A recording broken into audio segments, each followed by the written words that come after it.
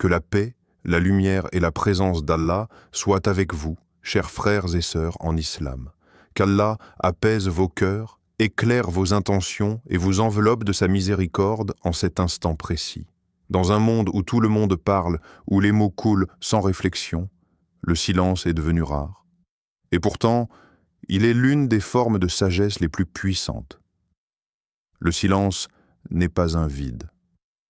Il est parfois une protection, parfois une élévation, parfois une réponse divine que seuls les cœurs attentifs peuvent entendre. As-tu déjà ressenti que ton âme cherche quelque chose de plus profond que les débats inutiles et les paroles vaines? T'es-tu déjà demandé pourquoi certaines paroles que tu prononces te laissent lourd, alors que certains silences t'apportent la paix? Dans cette vidéo, tu vas découvrir 5 situations essentielles où garder le silence n'est pas une faiblesse, mais un acte de foi, de sagesse et de maturité spirituelle, comme l'enseigne l'islam et les paroles pleines de sagesse rappelées par le docteur Zakir Naik. Allah dit dans le Coran: « Les serviteurs du tout miséricordieux sont ceux qui marchent humblement sur la terre, et lorsque les ignorants s'adressent à eux, ils disent « paix ». Sourate Al-Furqan 25, 63. Si ce message résonne en toi, abonne-toi à l'Islam Connect, like, commente et partage cette lumière autour de toi. Souviens-toi, cette vidéo n'est pas un hasard. Elle est une lumière envoyée par Allah pour toi, une mission divine pour purifier ton cœur et ta langue. 1. Garder le silence face à la provocation, la force des croyants.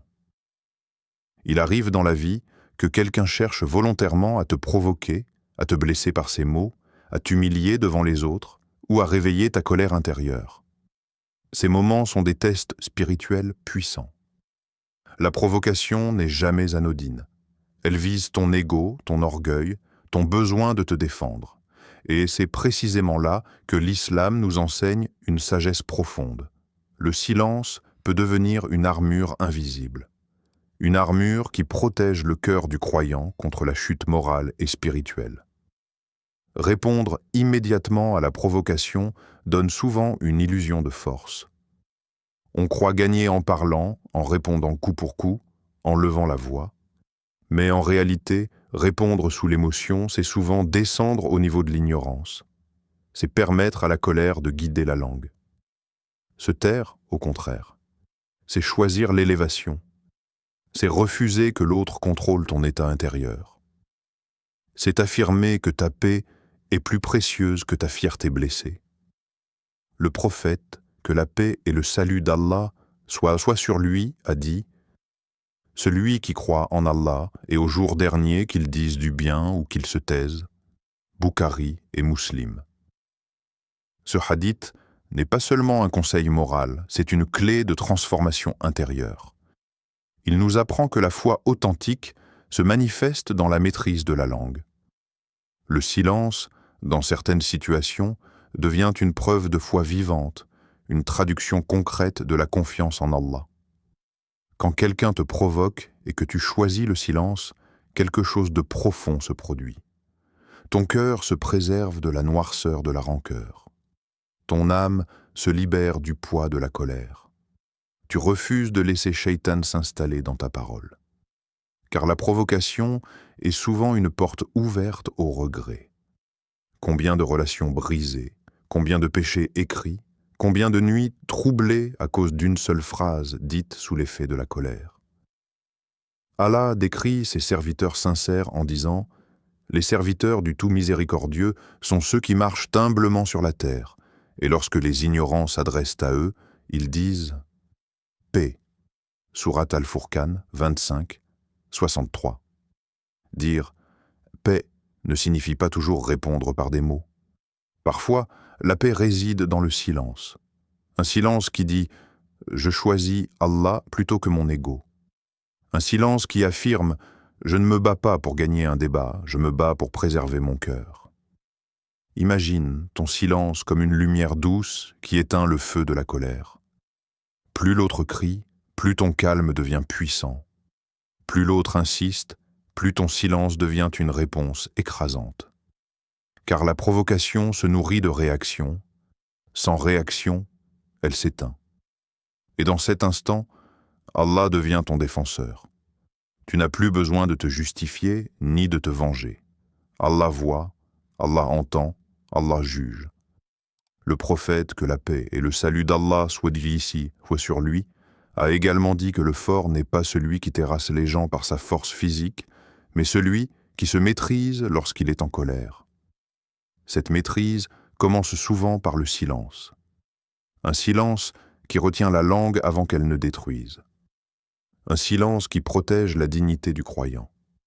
Garder le silence face à la provocation n'est donc pas une faiblesse. C'est une victoire intérieure. Une victoire contre l'ego, contre Shaitan, contre l'impulsion destructrice. C'est un choix conscient de préserver sa lumière intérieure. Chaque fois que tu te tais pour Allah, ton rang s'élève, même si personne ne le voit. Et ce que personne ne voit, Allah, lui, le voit parfaitement. 2. Le silence pendant la colère. Protéger ton âme. La colère n'arrive jamais par hasard. Elle surgit souvent quand l'ego est touché, quand l'injustice est ressentie, quand la fatigue s'accumule ou quand le cœur est déjà fragile. Mais en islam, la colère est considérée comme une porte dangereuse, car une fois ouverte, elle laisse entrer des paroles et des actes que l'âme regrettera plus tard. Beaucoup de péchés ne commencent pas par une mauvaise intention, mais par une seule parole prononcée sous l'émotion. C'est pour cela que, dans ces instants brûlants, le silence devient une barrière protectrice entre toi et le regret. Le prophète, que la paix et le salut d'Allah soient sans moi sur lui, a donné un conseil d'une simplicité bouleversante à un homme qui lui demandait une recommandation « Ne te mets pas en colère » Bukhari. Il répéta ce conseil plusieurs fois, comme pour nous rappeler que la colère est l'un des plus grands combats intérieurs du croyant. Et lorsque la colère apparaît malgré tout, l'un des moyens les plus puissants pour la contenir est le silence. Quand la colère monte, la langue devient dangereuse. Elle peut blesser plus profondément qu'une arme. Des mots dits dans un moment de colère peuvent détruire des relations construites pendant des années, briser des cœurs innocents, éloigner des proches, et parfois même couper des liens familiaux que l'islam nous ordonne de préserver. Le silence, dans ces instants, agit comme un frein. Il empêche la langue de dépasser les limites fixées par Allah. Se taire quand la colère surgit, ce n'est pas nier ce que tu ressens. C'est donner du temps à ton âme pour respirer. C'est laisser le feu intérieur se calmer avant qu'il ne devienne un incendie. C'est aussi permettre à Shaitan de reculer, car la colère est l'un de ses terrains favoris. Le prophète, que la paix et le salut d'Allah soient sur Nejis, soit sur lui, nous a appris que la colère vient de Shaitan et que Shaitan a été créé de feu. Le silence, accompagné du rappel d'Allah, agit alors comme de l'eau sur ce feu. Allah dit dans le Coran « Et ceux qui répriment leur colère et pardonnent aux gens, Allah aime les bienfaisants. » Sourate Al-Imran 3, 134. Réprimer la colère commence souvent par le silence. Avant même le pardon, il y a ce moment crucial où tu choisis de ne pas parler. Ce choix protège ton âme. Il empêche ton cœur de s'endurcir. Il te maintient du côté de ceux qu'Allah aime. Dans ces instants, le silence devient comme une prière muette. Tu ne parles pas, mais ton cœur invoque. Tu ne réponds pas, mais ton âme se tourne vers Allah. C'est un silence rempli de conscience, de lutte intérieure et de sincérité. Il te sauve de mots qui blessent profondément, de phrases que tu ne pourras jamais effacer, et parfois même de péchés irréparables dont les conséquences durent toute une vie. Le prophète, que la paix et le salut d'Allah soient main sur lui, nous a également enseigné des gestes simples: changer de position, faire les ablutions, s'asseoir si l'on est debout, se coucher si l'on est assis. Mais avant tout cela, retenir sa langue reste l'un des actes les plus méritoires, car une fois la parole sortie, elle ne peut plus être reprise. Le silence pendant la colère n'est donc pas une fuite. C'est un acte de foi conscient. C'est choisir la protection de ton âme plutôt que la satisfaction immédiate de ton ego. Chaque fois que tu te tais, alors que tu pourrais parler avec colère, tu gagnes une bataille invisible. Une bataille que seul Allah voit, mais qu'il récompense généreusement. 3. Se taire face aux ignorants, une élévation spirituelle. Dans la vie, tu rencontreras des personnes qui ne cherchent pas la vérité, mais la domination. Leur objectif n'est pas de comprendre, mais de gagner, d'humilier, de provoquer ou de faire du bruit. Discuter avec ce type de personnes devient rapidement une perte d'énergie spirituelle. Les mots s'accumulent, les voix s'élèvent, les cœurs se durcissent, et à la fin, personne ne grandit. L'islam, dans sa sagesse profonde, nous enseigne que face à l'ignorance volontaire, le silence est une forme de noblesse. Tous les débats ne sont pas des adorations, tous les échanges ne rapprochent pas d'Allah. Parfois, se retirer dignement vaut mieux que 1000 arguments. Le croyant n'est pas appelé à répondre à chaque provocation intellectuelle ou émotionnelle. Il est appelé à préserver son cœur. Car le cœur est le lieu de la foi. Et ce lieu doit être protégé contre la futilité et le chaos. Allah dit dans le Coran, « Et lorsqu'ils entendent des propos futiles, ils s'en détournent. » Sourate Al-Qasas 28, 55. Ce verset ne parle pas de faiblesse, mais de conscience. Se détourner, ce n'est pas fuir. C'est choisir. C'est discerner ce qui mérite ton temps et ce qui ne le mérite pas. Le silence, dans ce contexte, devient un acte de maturité spirituelle.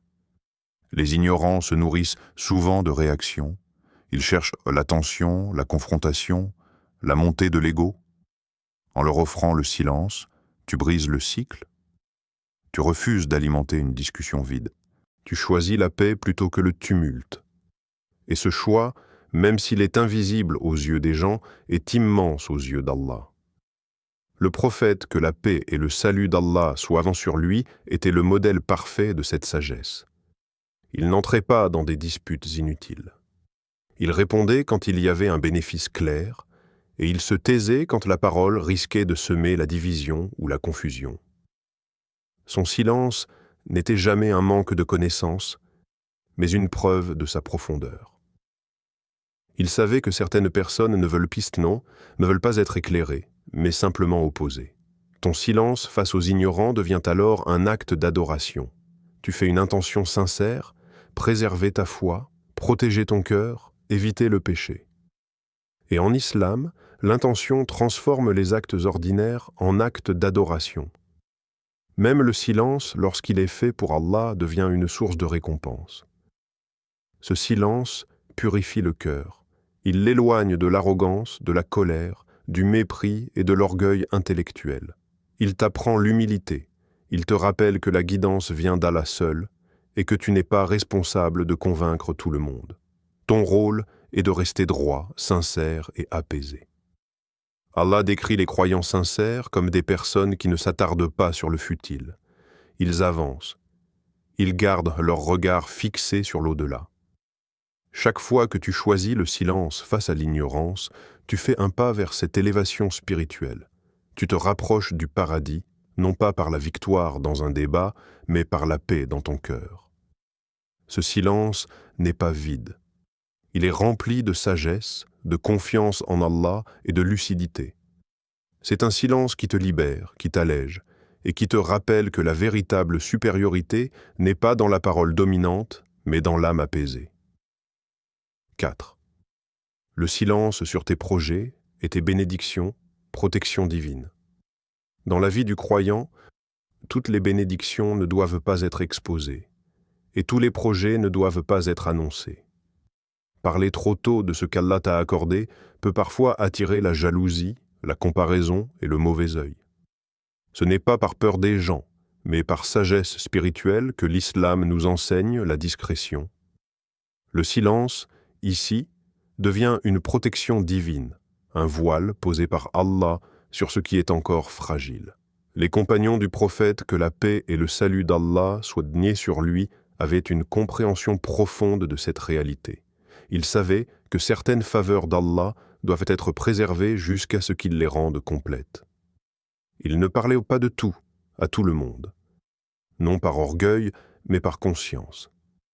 Car chaque bénédiction exposée avant son accomplissement est comme une flamme laissée au vent. Le prophète, que la paix et le salut d'Allah soient sur lui, a dit « Cherchez l'aide pour la réussite de vos projets par la discrétion ». Ce hadith contient une sagesse immense.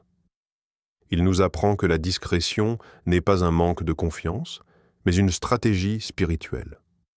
En gardant le silence, tu réduis les interférences négatives, tu préserves ton intention et tu renforces ton lien avec Allah.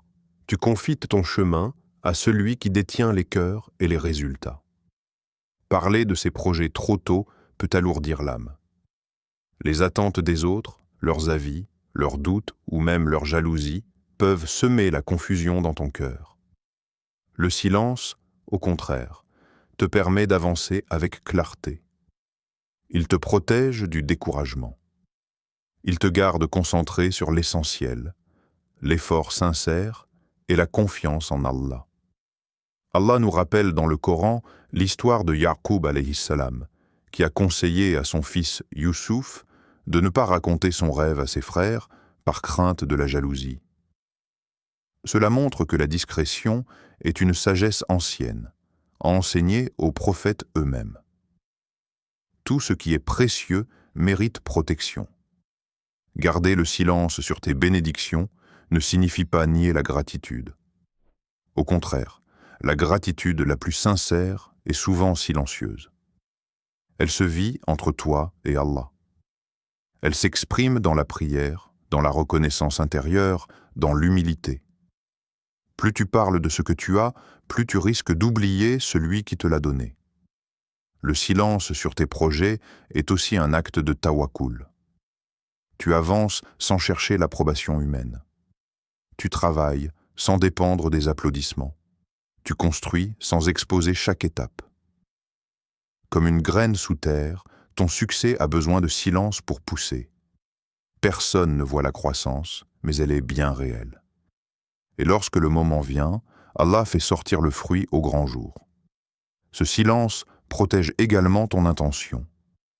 En parlant moins, tu évites que ton projet ne se transforme en recherche de reconnaissance ou de validation.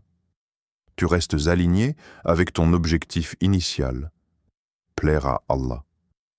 Et ce qui est fait pour Allah, Allah le bénit. Ainsi, le silence sur tes projets et tes bénédictions n'est pas une fermeture, mais une sagesse. C'est un choix conscient de préserver ce qu'Allah t'a confié. Un silence plein de foi, de prudence et de confiance qui permet à la baraka de s'installer et à la réussite de s'accomplir au moment qu'Allah a choisi. 5. Le silence dans l'épreuve. Une foi profonde. Lorsque l'épreuve frappe, elle ne demande pas la permission. Elle arrive parfois soudainement, parfois après une longue attente, et elle touche ce que nous avons de plus sensible, la santé, les relations, les biens, l'avenir. Face à la douleur, beaucoup parlent, se plaignent, expliquent leur souffrance à tout le monde, et parfois s'égarent dans des paroles qui alourdissent encore plus leur cœur. Mais il existe une autre voie, plus discrète, plus profonde, le silence habité par la foi. Certains, lorsque l'épreuve les atteint, se taisent, non pas parce qu'ils n'ont pas mal, mais parce qu'ils savent vers qui se tourner. Ils lèvent les mains vers le ciel et disent « Hasbiya Allah, wa ni'mal wakil ». Ce silence-là n'est pas vide. Il est rempli de confiance. Il est chargé d'une certitude intérieure que rien n'échappe à Allah, que rien n'est injuste dans son décret, même si l'âme ne comprend pas encore. Allah dit dans le Coran, « En vérité, c'est dans le rappel d'Allah que les cœurs trouvent la paix. » Sourate Ar-Ra'd 13, 28.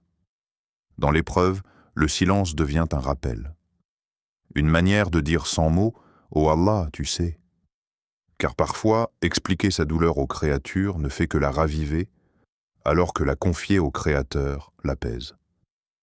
Le prophète, que la paix et le salut d'Allah soient sur lui, a vécu des épreuves d'une intensité immense. Il a perdu des êtres chers, subi l'injustice, la solitude, le rejet. Et pourtant, dans ces moments les plus lourds, son cœur restait attaché à Allah. Son silence n'était jamais un désespoir, mais une soumission confiante. Il nous a appris que la patience commence au premier choc, là où la langue hésite entre la plainte et la confiance. Se taire dans l'épreuve ne signifie pas nier la douleur ni refouler les émotions. Cela signifie choisir à qui tu parles. Le croyant parle à Allah avant de parler aux gens. Il verse ses larmes dans la prière avant de les exposer au monde. Ce choix protège le cœur contre l'amertume et l'âme contre le désespoir. Dans l'épreuve, chaque parole compte. Certaines paroles attirent la miséricorde, d'autres éloignent la paix. Le silence permet de contenir l'impatience, d'éviter la révolte intérieure et de préserver la dignité spirituelle. Il crée un espace où la patience peut s'installer, où l'espoir peut respirer, où la sagesse peut naître. Allah aime ceux qui font preuve de sabre. Et le sabre n'est pas seulement attendre, c'est se retenir. Retenir sa langue, retenir son jugement, retenir son cœur de la colère contre le destin. Ce silence devient alors un acte d'adoration silencieux, mais puissant. Un acte que personne ne voit, mais qu'Allah inscrit. Le silence dans l'épreuve est aussi une forme de tawakkul. Tu reconnais que la solution ne vient pas de ton agitation, mais de la sagesse d'Allah. Tu avances, même blessé, avec cette certitude intérieure que l'épreuve n'est pas une punition aveugle, mais une purification, une élévation ou une protection cachée. Ainsi, se taire dans l'épreuve, ce n'est pas abandonner. C'est remettre son affaire à Allah. C'est dire, sans mots, je te fais confiance, même quand je ne comprends pas. C'est un silence lourd de foi, de patience et d'espoir, un silence qui, avec le temps, se transforme en lumière et en paix intérieure.